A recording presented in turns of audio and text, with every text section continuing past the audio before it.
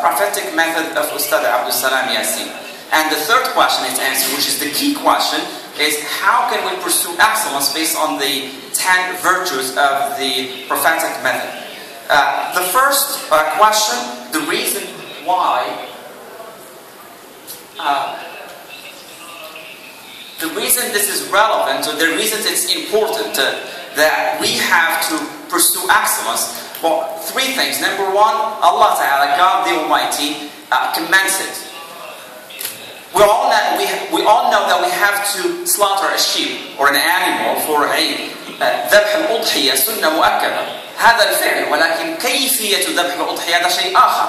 فالله سبحانه وتعالى النبي صلى الله عليه وسلم في حديثه إذا ذبحتم فأحسنوا الذبحة. هناك الذبحة وهناك إحسان الذبحة وإتقان الذبحة.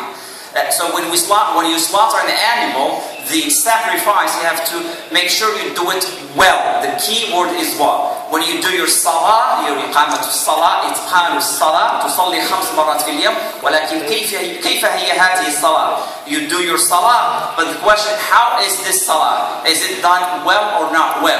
The other reason Allah Ta'ala commends it, the second reason Allah Ta'ala intends it. الذي خلق الموت والحياة ليبلوكم أيكم أحسن عملا الصواب والإخلاص والصواب وأيضا أتقنكم عملا. So the one who has created death and life, so he may test you who's best in his deeds. The third one, Allah Ta'ala loves it. Allah Ta'ala loves it. إن الله يحب إذا عمل أحدكم عملا أن يتقنه.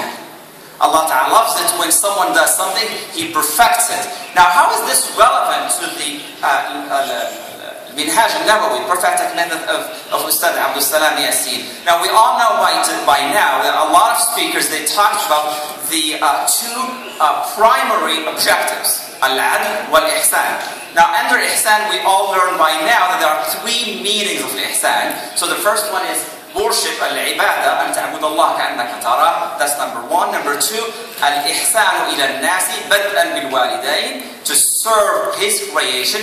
And number three, itqanu al-amal. Itqanu al-amal. أن تتقن عمل. This is the third meaning under the meaning of ihsan. And this is how this is relevant to the Minhaj al-Nabawi and الأستاذ Abdessalam Yassine. These are on the wrong slides, but that's okay.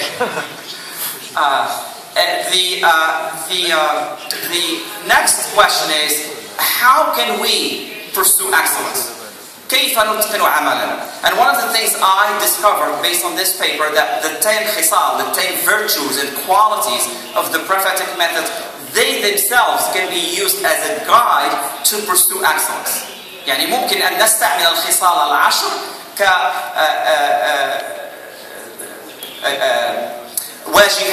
كموجهات أو واجهات لكي نتقن عملا، بدءا بالصحبة والجماعة والذكر والصدق ثم الخصال الأخرى. وسأركز I'm going to focus on one of these, which is خصلة الذكر.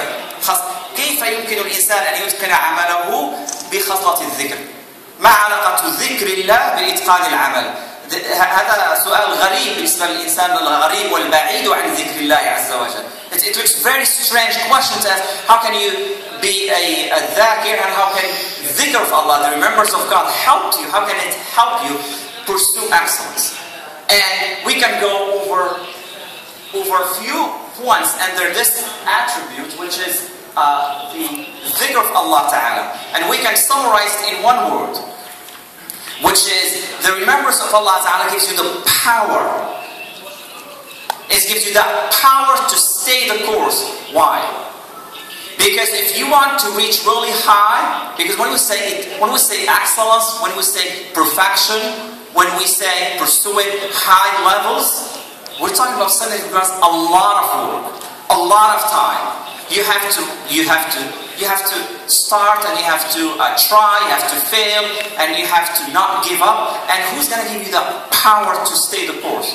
Only God can give you that power. ذكر الله, Allah Ta'ala بذكره يعطيك القوة اللازمة لكي تتقن عملا. ليس فقط تتقن ولكن تواصل إتقان العمل. And so the first thing and dhikrullah, the remembrance of God gives you that proximity. القرب من الله والقرب من الله يعطيك البركة والبركة معناها أن تنجز الكثير في وقت قليل.